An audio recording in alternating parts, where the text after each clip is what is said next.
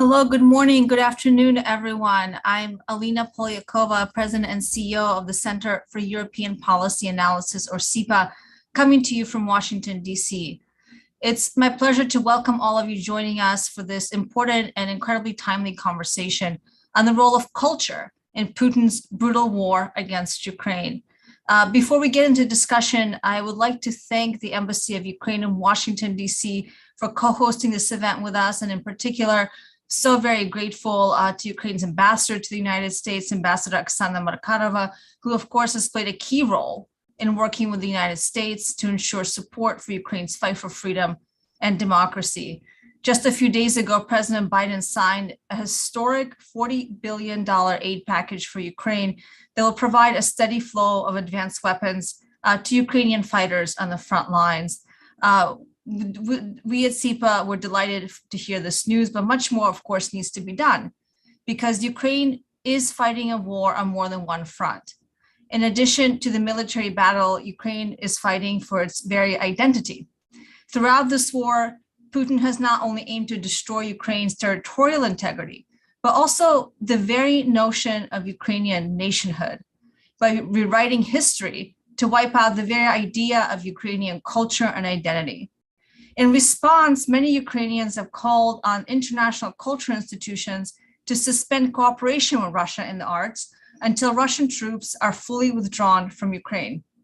And as the Kremlin has clamped down on freedom of expression inside of Russia, many Russian artists and writers have also fled Russia, raising a much broader question about the future of Russia's own cultural sector and the arts, which by definition require freedom for creative and independent thought. This is, of course, a difficult issue that we'll be discussing today, the role of culture in Putin's war against Ukraine. But we've gathered an incredible panel of Ukrainian American experts from government and civil society. In just a second, I'll pass it over to CEPA's own fellow Katya Glod, who'll take us into the conversation, moderate this discussion, introduce our panelists. But before we get there, I would love to invite the ambassador of Ukraine to the United States, Ambassador Oksana Markarova, to provide framing remarks for our discussion. Ambassador, I'm so honored to have you with us today. I know that you have many pressing issues, of course, with the ongoing war against Ukraine. So thank you so much for taking the time to be with us here today. Ambassador, over to you. Thank you very much. Good morning to all who are here in the US, and good day for everyone who's joining us from the different locations in Europe. It's really a pleasure to be here, and actually I think it's so important and timely discussion, and I would like to thank CEPA and to you, Alina, for this very timely discussion, for organizing it, and special thank you for the excellent banner behind you. We love it. You know, I look forward to this discussion with Vivian, with Andrei and Volodymyr here, and I think there's a lot to discuss here, because as the world witnessed unprovoked, brutal war that Russia is waging on us, not only for this past 92 days, as people here and the majority of people who watch us know that this is the war that has been going for the past 8 years, but actually the war on our culture has been going on for the past 400 years. And it's very important to understand and discuss it, because something that we see, not only the brutal violation of the international law, killing of civilians, targeting women, children, rape, torture, everything that we see, but the specific element of it, that the attack on our culture is very important to understand in order to understand what is this war about, and in order to understand that it's not enough to, cede the territory to appease Putin, that his goal is actually to eliminate Ukrainians and Ukrainian culture. That's why this discussion is so important. So we have seen, in addition to horrific war crimes, we have also seen destruction of our important cultural objects in Ukraine. We have seen the attack on the Mariupol Drama Theater. We have seen the looting and destruction of the Arkhip Kuindzhi Museum in Mariupol. We have seen attack on Maria Primachenko Museum. We have seen the destruction of Grigory Skovoroda's house. And I can go on and on and on how many our national treasures that speak about Ukrainian history and Ukrainian identity have been specifically targeted by Russians. It was not a collateral damage. And we are working with our American colleagues here to specifically monitor and record all of this, and especially showing that they were targeted not as, they were targeted specifically. Now they're targeting also our cultural leaders and singers, and specifically killing so many of the brave Ukrainians who are not necessarily or at the front lines defending the country, but even when they are as civilians in the places where Russians occupy or attack, they specifically kill Ukrainians. And it reminds us about the executed Renaissance, the розстріляне відродження, something that Russians did already once in the 30s, when they have specifically targeted and eliminated every pro-Ukrainian drama, culture, literature leaders, because, the revival of Ukrainian culture, whenever it was possible to do it, was always perceived as a threat by Russians.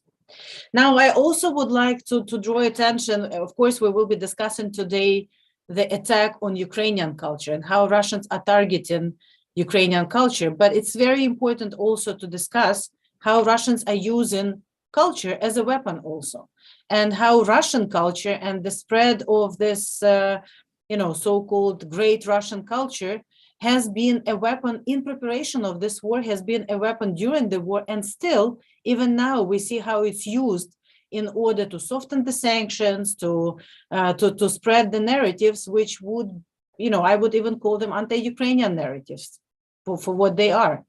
So like as the Russian planes and bombs are falling on the heads of Ukrainian children, we still see that dozens of Russian artists and poets and filmmakers still are trying to silently or sometimes even vocally support it, still are siding with Putin, still are not condemning the Russian aggression, and still are trying to use their connections, especially here in the West, in order to spread the Russian narratives.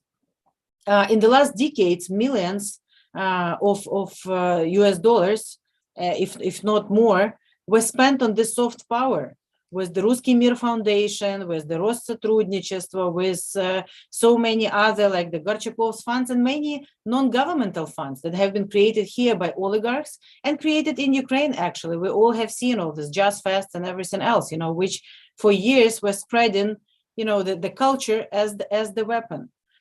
And it has to also stop, because right now we see them continue to use them as a weapon to defend Russia in any way possible. And just the recent illustration from the Cannes Festival, when we saw that Kirill Serebrennikov, who was allowed to go there, and on the stage he requested the sanctions to be lifted, the lifting of the sanctions against Vladislav Surkov, who's one of the architects of this war, and against Roman Abramovich, one of the oligarchs who's supporting Putin. So again, it's a very complex issue. And while I think it's clear to everyone who's, not trying to hide behind some difficult words, but see the situation for what it is, and, a number of cultural leaders here in this country, in the US, have been very vocal about it, and have been very vocal about not only standing with Ukraine, but condemning Russia and Russian imperialistic narratives and culture. There are still some people who push the narrative, cancel Putin, not Pushkin. I mean, it's clear to me that these people did not read Pushkin, unfortunately, because should have read some of his works, they would see how what Putin is doing now is actually right there in so many of his works. You can call it a propaganda of actually going after not only Ukraine, but pretty much every neighbor that Russia has. So again, we need all the scholars. This discussion has to be very wide.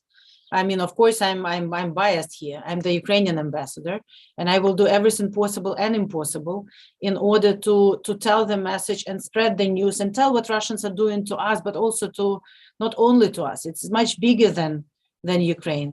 And in order to have any chance for a just peace and any chance for this other Russia, we also have to be very honest and open about what Russian culture is and how our culture is being targeted now and how Russian culture is being used by Russians as the weapon. So with that, I look forward to our discussion and to all the inputs from all of you, because I think, this is one of the key battles in this war, in addition to the battle on the battlefield, in addition to sanctions, in addition to supporting Ukraine. This cultural battle is very important here. So thank you, and over to you, Katya. Well, thank you very much, Ambassador. Thank you very much for your introductory remarks. You indeed outlined very important issues here. You also mentioned the horrible destruction of Ukrainian culture. And indeed, according to UNESCO, we know that over 120 cultural buildings, cultural historic sites in Ukraine have been destroyed. Today, indeed, at our webinar, we'll try to talk about two main issues, two main debates that we have today about first, and Ambassador mentioned that, how the Ukrainian heritage is being destroyed and what we can do to preserve it, how we can help today to preserve Ukrainian culture, what forms we can use, how we can use digital technology and other means. And the second theme of our discussion will be indeed how Russia has been using propaganda, culture, false narratives to its advantage. And today we have a very good lineup of speakers, and I'm very happy to present three very distinguished speakers. Today, it's Andriy Kurkov, who is a very well-known writer and journalist and the president of the Ukrainian Pen Center. It's also Volodymyr Sheiko, who is the executive director of the Ukrainian Institute, which has recently published indeed a call to suspend cultural cooperation with Russia. And my pleasure is also to introduce Vivian Walker, who is the executive director at the United States Advisory Commission on Public Diplomacy at the US Department of State. We would also like to hear your questions, so please use Twitter, send us a direct message on Twitter. And I would like to remind you that Ambassador is also going to stay with us during the whole discussion, and please have this in mind and also address some questions to her. And without much further ado, let me move on to our first speaker, who is Andriy Kurkov. And perhaps his best known book in English is Death and the Penguin. The English translation has appeared in 2001. But Andriy is also the member of the Ukrainian Union of Filmmakers, member of the Ukrainian Writers Union, and he is also a member of the European Film Academy. Andriy, you have been recently writing so-called and broadcasting Letters from Ukraine, which was actually a very popular series on BBC Radio 4. And those of you who have not listened to that, I would definitely encourage you to go on the BBC website or tune in through the podcast and listen to this very personal account of Andriy, of what new routines of life are in Ukraine at the moment. And Andriy, it's also very important, I think, for you that you are staying in Kiev and you help to position and frame the invasion and the Ukrainian resistance for the world. Andriy, please, the floor is yours. Good morning and good evening. And first of all, allow me to correct a bit of my personal geography. I'm staying in Uzhhorod, not in Kiev, but I'm in Ukraine.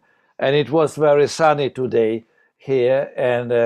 But what I want to start with is that when I put on Twitter a notice about destruction of Grigory Skovoroda Museum in a village next to Kharkiv, in a place where there were no military installation, and a single missile destroyed the house. So, I mean, it was clear that it was a purposeful act. When I put it in English on Twitter, the first question was, where can we find Grigory Skovoroda's works? And then it turned out that he is not known at all outside Ukraine, because Ukrainian literature, Ukrainian philosophy, Ukrainian art is practically remains unknown, terra incognita, for majority of the readers and connoisseurs and art lovers in Ukraine. There are no translations of Skovoroda in French, for example. This is just one more thing that shows that actually from the huge territory of which used to be Soviet Union, only Russian art and Russian literature was promoted and was actually bearing all other literatures and cultures underneath the ground.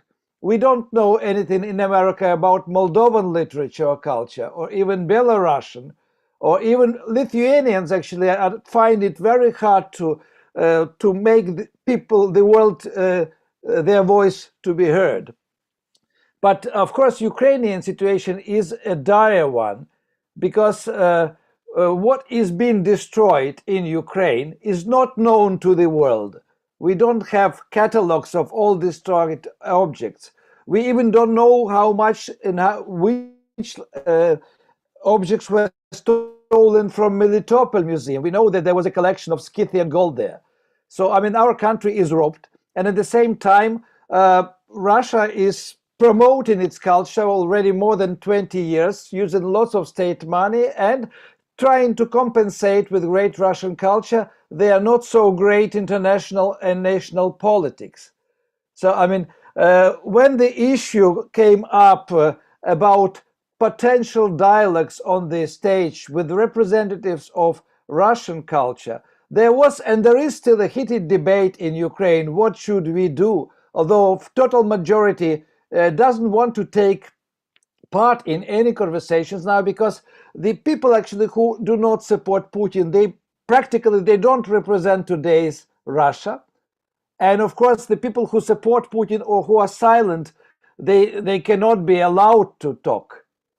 And I mean, we were talking yesterday on the board meeting of Penn Center that we should find a clever way to be present and to make our position heard and understood by everybody. Because, for example, when recently in Lillehammer festival, the most famous Scandinavian literary festival, Ukrainian writers and poets didn't take part because of the presence of the Russian authors who were invited.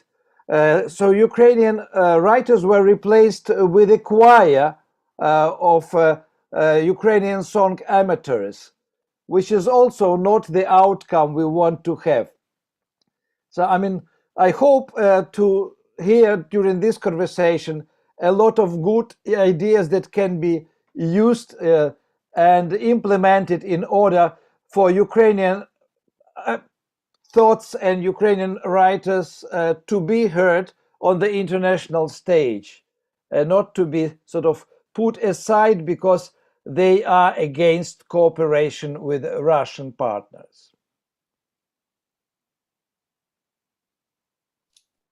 Thank you very much, Andrei. I'm sure we'll come back to these questions. And you've raised also very important issues of how to make Ukrainian culture known. And if Ukrainian writers or poets do not participate in events, then of course it obscures the situation even further. And this is a very good way to move to our next speaker, Volodymyr Sheiko, who is the executive director of the Ukrainian Institute. And Volodymyr, your institute has published a call to suspend cultural cooperation with Russia. And in particular, you indeed mention that Ukrainian and Russian cultural people or culture should not be put together at the same event. You also propose to refrain from presenting, performing, or promoting Russian culture until the Russian troops are completely withdrawn from Ukraine. Volodymyr, please, the floor is yours. Thank you very much. It's a pleasure to be here and to see all of you. It's indeed a very crucial discussion and a very crucial topic for Ukraine's cultural diplomacy today. And of course, this call that you mentioned to suspend cultural cooperation with Russia literally went out 2 days after the beginning of this full-scale invasion on the 24th of February, because the Ukrainian cultural community unilaterally and basically spoke with one voice because they appreciated and understood how crucial cultural front will be for this war. And our assumption here with this address, with this call, is that Russia has for decades instrumentalized culture to instill and propagate and promote very xenophobic, pro-war sentiments and messages and narratives that suppressed the neighboring countries and tried to basically take away in identities of individual countries and individual communities that Russia thought was their geopolitical sphere of influence. It is also important to understand that the underlying assumption in the Western world is that any culture is based on humanistic values. It is also not true in the case of Russia, because a lot of Russian culture, historically and also today, contemporary Russian culture, is promoting anti-humanistic values by promoting the narratives that I just described. Also, it is important to note that any flaw and any opportunity to present Russian culture today means to take away that opportunity from the Ukrainians and indeed from other nations that have been silenced or overshadowed by Russian imperialistic policies for decades or even centuries, as Ambassador rightly pointed out. So we think that today, instead of promoting Russian culture that has proven helpless to reflect on this war, to prevent this invasion, to be a strong voice against this brutal war. Instead of doing that, it is high time we gave the platform to those who have been historically underrepresented and undervalued in international cultural relations. And I think Ukrainians today, because of their bravery, because of the incredible support and solidarity of the world with Ukraine, they deserve to be heard. And today, culture is arguably the strongest channel or medium that Ukraine can convey its messages and be convincing to the rest of the world. Of course, we do not, underappreciate all the efforts that international media are doing to cover Ukraine's story, of our diplomats who do an incredible job advancing our interest and trying to persuade our international partners to help us. But for many people, and in many occasions, culture does remain the only way to reach out to people, right? To individual people, to convince them, to tell Ukraine's story, to differentiate ourselves from Russia. And that's why cultural diplomacy remains a crucial instrument for Ukraine's foreign policy and generally Ukrainian statehood today, because it can win a very important front for us today. Thank you. Okay, thank you very much, Volodymyr. And I would like to move to our next speaker, Vivian Walker. She's the Executive Director of the United States Advisory Commission on Public Diplomacy at the US Department of State. Vivian, please, the floor is yours.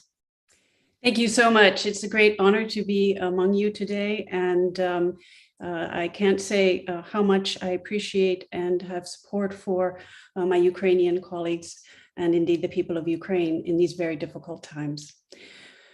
I'd like to take on sort of two of the questions that have been posed for this discussion, but from the perspective of diplomacy, and particularly public diplomacy. So the first question is the role of culture in Putin's war against Ukraine. Well, as the ambassador and other colleagues have pointed out so eloquently, Putin and Russia has engaged in a systematic attack on Ukraine in the cultural space, on Ukraine's identity, not merely in the last few months. It goes back decades and indeed centuries.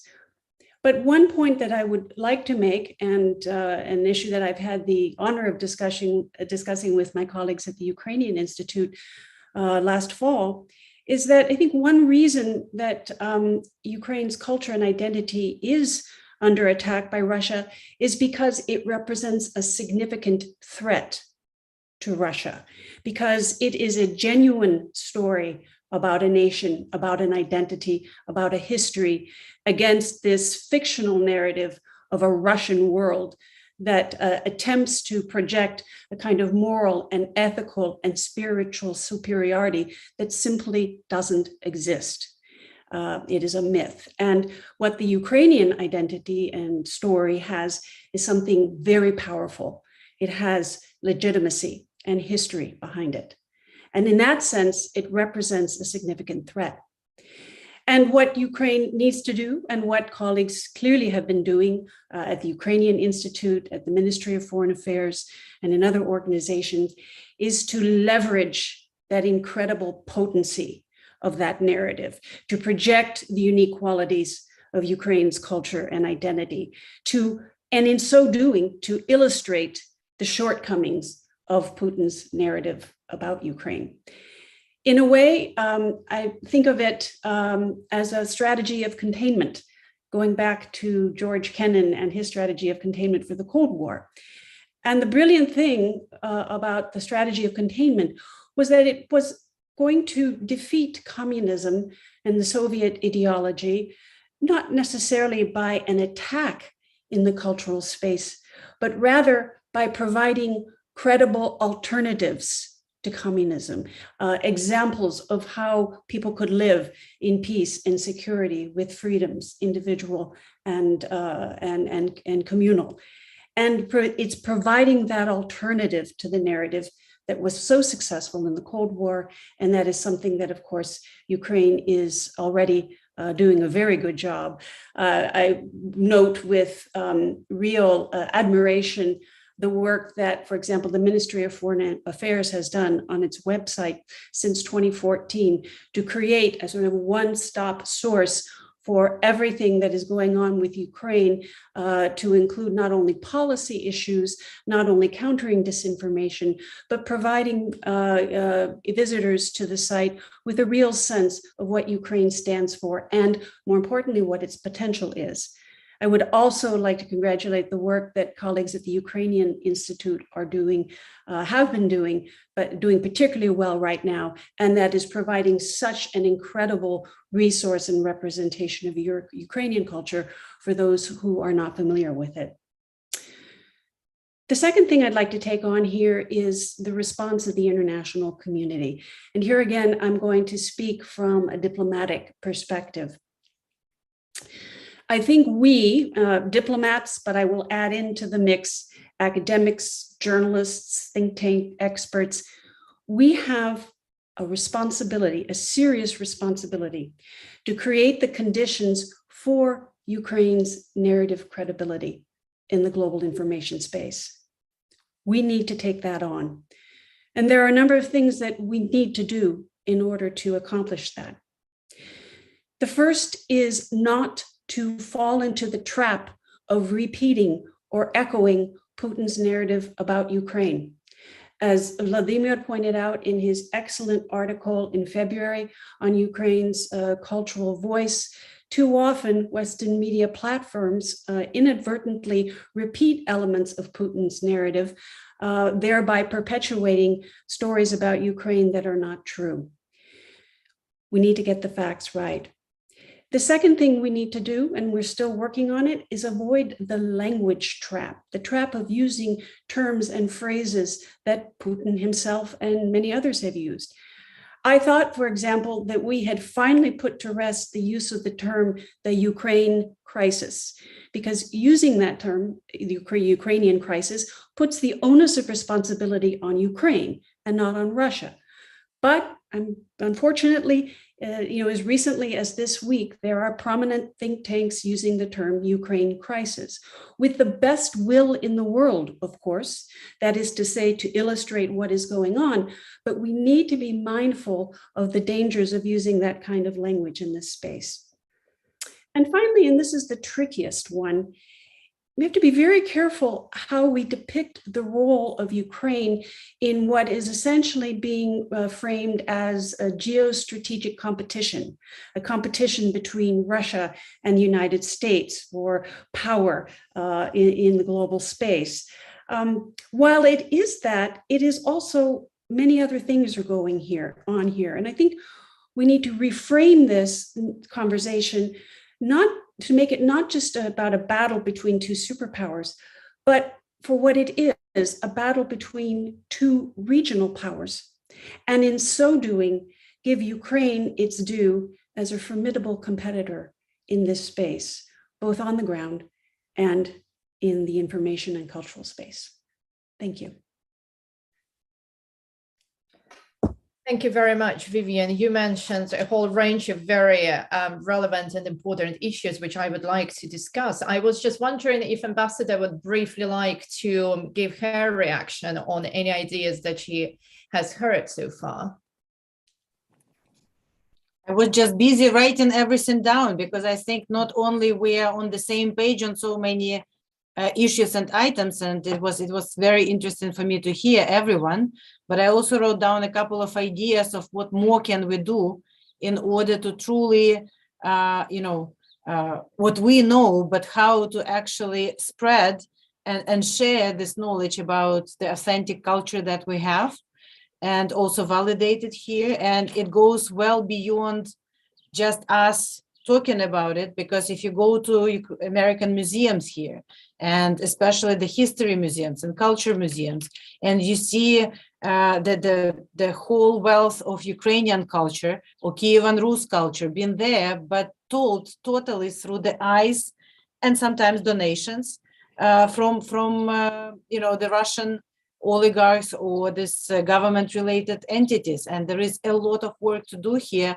not to get into the traps of words or traps of stories or our stories being told by somebody else for us. We need to reclaim our true history and sometimes retell our true history. So there is a lot of work, and I'm very glad that there are so many that we can now do this work together with, but it's very important to do it. Thank you very much, Ambassador. Volodymyr, I would like maybe to come back to you then, if you can tell us about some of the concrete projects that your institute has been doing in order to address what Andriy mentioned as the lack of the Ukrainian voice, or what Vivian indeed said about how we can create conditions to make Ukrainian narrative credible so that we don't repeat Putin's propaganda. And I've seen some very good projects on your website. For example, you're trying to forecast, you're trying to showcase some of the Ukrainian documentary films. Could you tell us a little bit about them, please?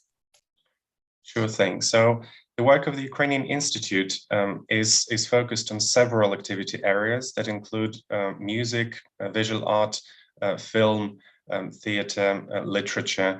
And we also work at an intersection of these disciplines on an events that combine different artistic expressions into one experience.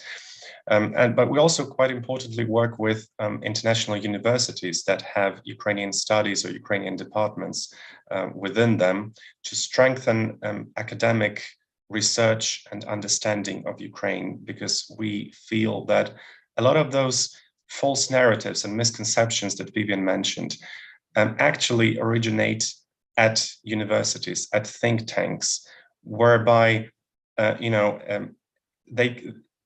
intentionally or unintentionally, scholars can get trapped into those Russian or Russia-centric narratives, thereby producing scholarly knowledge that then affects or makes its way into editorial policies, into public policies, into public perceptions of Ukraine, et cetera, et cetera. So we think that working with international academia and trying to twist this long-standing tendency to focus on Russia when speaking about Eastern Europe, about Eurasia, or about that region has to be changed. And today it's high time to do this. But in various artistic disciplines, we try to embed Ukrainian voices and Ukrainian performances and Ukrainian artists and creatives into existing institutions, festivals, platforms that reach out to much wider international audiences, and we help Ukrainian culture and Ukrainian art be more visible, presented, performed, appreciated, spoken about, written about in international media. And I think that that is a very, that has been a very challenging, I have to say, thing before the February 2022. Sometimes in some, the so-called difficult countries, right, it could take us months or even years to broker a relationship, to persuade our international partners that we are worth their attention, that we're worth their while, that we are offer, high-class, top-class cultural product that they have not heard about before. Now it takes sometimes hours or days to do exactly that, because the interest in Ukraine and appreciation of Ukraine is so high. And I think that window of opportunity, not just for the Ukrainian Institute, but for many, many other actors in the cultural sphere, for Ukrainian diplomats, for the civil society organizations, now is the time to do as much cultural work internationally as possible, while we are still being listened to, and while Ukraine is still, omnipresent in news and in people's mental maps. Thank you. Thank you very much, Volodymyr. It's interesting what you're saying, particularly about, I like your idea about approaching universities, because I think that it's exactly where these indeed Russia-centric approaches are being formed, and the whole teaching narrative about history and culture needs to be changed and should not be focused entirely on Russia. And that also chimes with what Ambassador said about that this big need and big project to retell the heritage and to change their attitude. The historic and cultural perspective, which is currently applied in many museums, for example, in the US, UK, and other countries. And I think we come here very close to the issue of funds and donations. And Volodymyr, or maybe Andrei, and maybe you have some ideas how what do you think the current difficulties are in terms of financing these projects? Do you think there is now more money available to promote Ukrainian culture? And I mean, of course, if we look at what Russian oligarchs are doing, and for example, what Kirill Serebrennikov was saying, I mean, they really sort of managed to have this almost priority access. But do you think that the situation is currently being changed, or because of this interest to Ukraine, or do you think that you're still lacking the funds and financial issues are a big problem? Who would like to start? Andrei, maybe you. Yes. I don't think we have actually funds now for the culture when the country is in the state of war and all the money go for the defense and for the survival and existence of the country. But I would expect our foreign partners to be more welcoming for Ukrainian art, for Ukrainian art collections. And actually, I was thinking several times that we have also museums at danger with the collections that can be destroyed by a missile anywhere. So, I mean, even an exhibition of Ukrainian art in any big European or American museum could be considered as a safekeeping, I mean, just saving the art by showing it outside of Ukraine until the end of the war. I mean, it would have double purpose. I mean, this kind of activity, it would show the art to the audience, and it would keep it safe from the war. So I think I could see an operation like this to be organized with international funding. I don't believe actually Ukrainian government or budget has any funding allocated for these purposes. Mm-hmm. Thank you, Andrei, for your remark. And Vivian, maybe I would like to turn to you now. And speaking about the strategy of containment that you mentioned, about informing the world about the Ukrainian heritage, is there a way you think to also inform people within Russia, so to counteract the Putin narrative about the non-existence of Ukraine and denying the nationhood to Ukraine? Do you think there is any way to reach out the audience within Russia that perhaps, you know, that could help to contain the narrative that comes out of the Kremlin to the outside world as well? Certainly, there are the platforms exist in both the public and private sector. The challenge is, of course, that Russia has very effectively clamped down on media access to Russia at this point. While there are ways to get information in and to reach the population, they are quite limited. So at the moment, I think that's very difficult to do. That said, certainly, international media platforms are well positioned once we're able to get access to that within Russia. They are well positioned to carry that story. And in terms of what the U.S. government has to offer, the public funded broadcasting institutions under the U.S. Agency for Global Media, specifically radio, RFERL, Voice of America, and others, have long established ways of reaching into those populations and providing not simply the stories about America or Western perspectives, but specifically RFERL has the capacity to provide content and information that is targeted to citizens and their interests.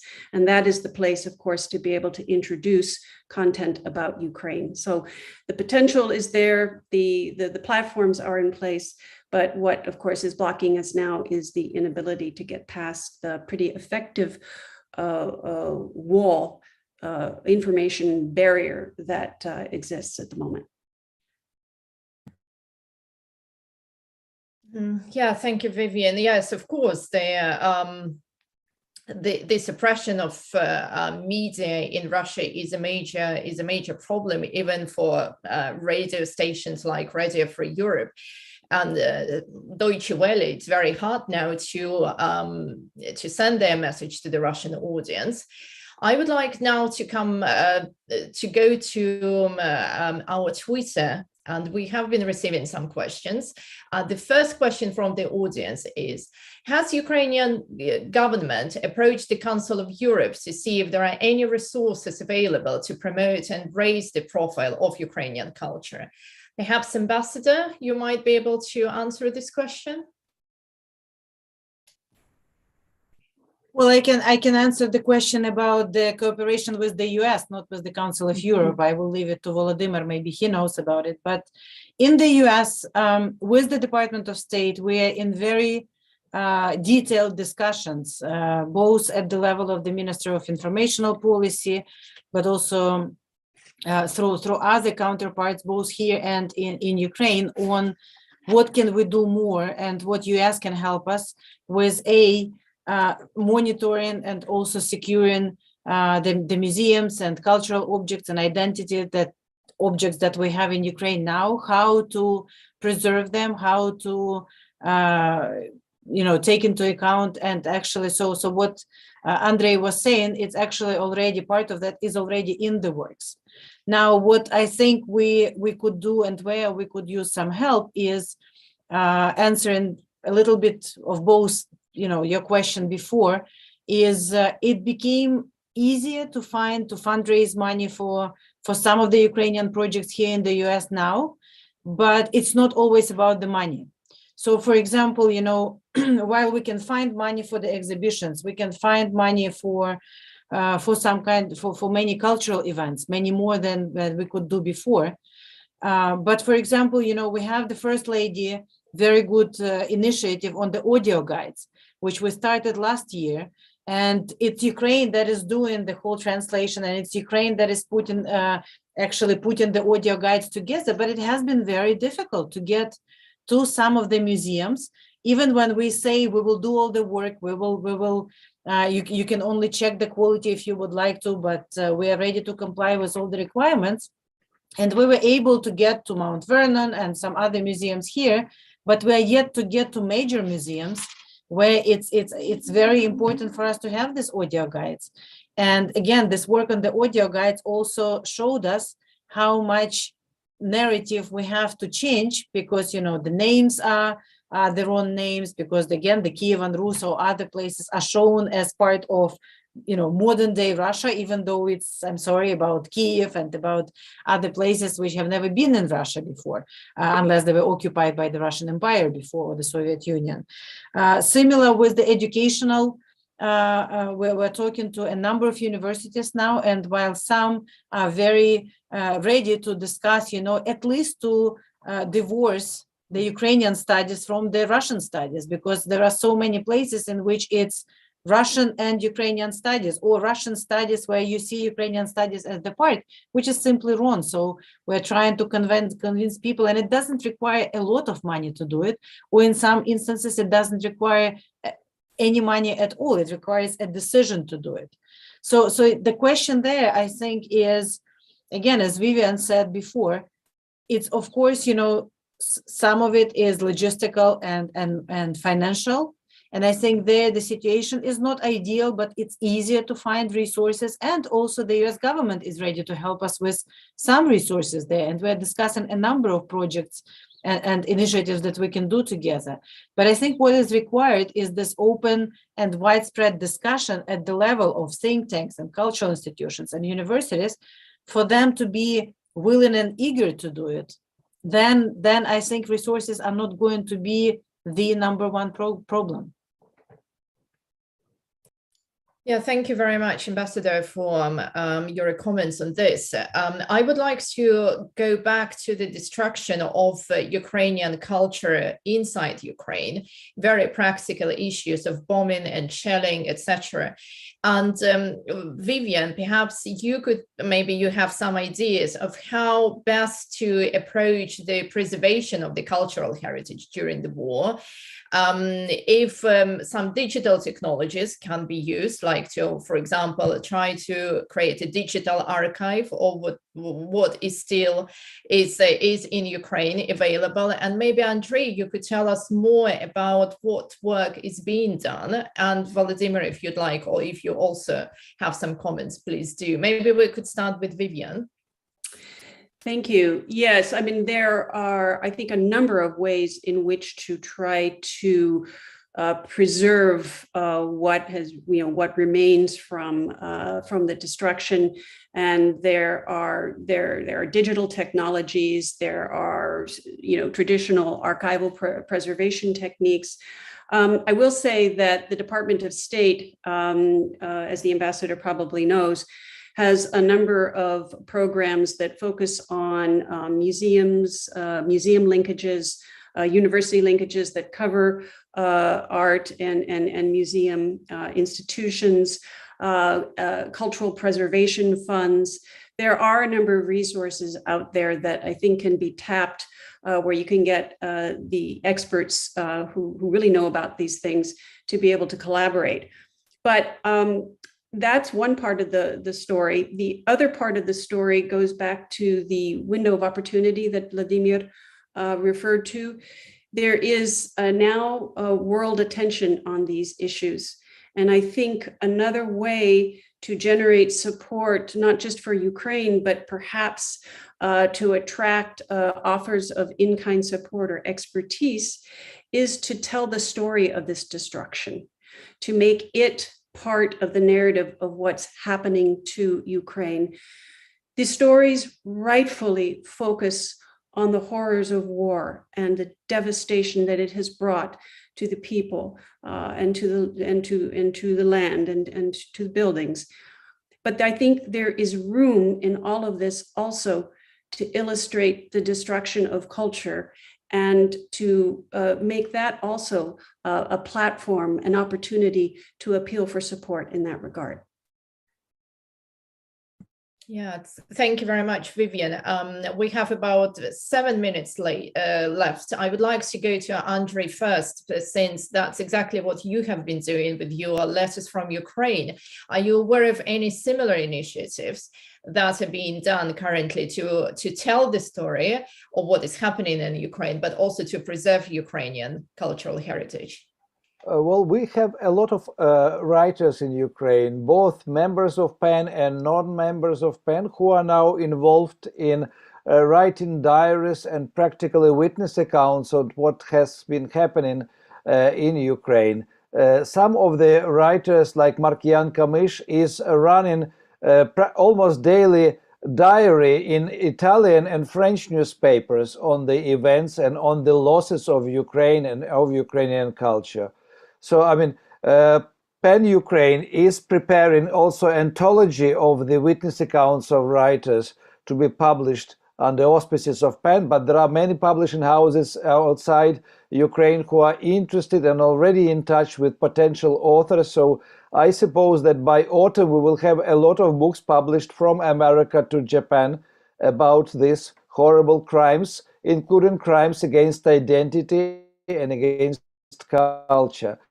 We've been recently to the United States with a delegation of PEN Ukraine, and we visited Smithsonian Institute, where we heard that actually Smithsonian Institute, together with the satellite company, collecting the photo data of the destroyed sites, cultural sites in Ukraine. So they can be very helpful for us. The other issue is that actually we were talking about registering all the crimes against culture, material and non-material, against cultural identity, and presented it as a report which could be also discussed not only in the United States but internationally.